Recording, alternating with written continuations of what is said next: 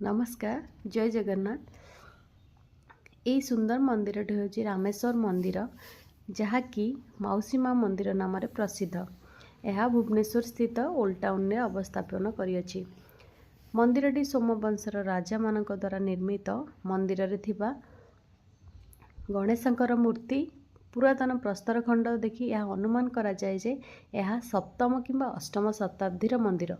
भुवनेश्वर को यही मंदिर मालिनी कहुए कहीं बहुत ही मंदिर ओल्ड टाउन में रही अछि। मंदिर सामने शत्रुघ्नेश्वर, भरतेश्वर, लक्ष्मणेश्वर मंदिर रही अछि। सबु मंदिर रे भगवान शिव पूजा पाती। यही रामेश्वर मंदिर एक पूर्वाभिमुखी मंदिर अटे। मंदिर शांत परिवेश आउ यार जो मंदिर निखुण काम कला बहुत ही सुंदर। समस्ते आसतु ये बुलिकी जातु। यही साइड गोटे कूଅ रही अछि जहाँ भगवान को एथिरु पानी नहीं पूजा करा जाए। मंदिर पछपटे एक बड़ पुष्करणी रही अछि। आपण देखि पारुथिबे। आपण आसिकी बुलिकी जातु, बहुत ही भल लगे।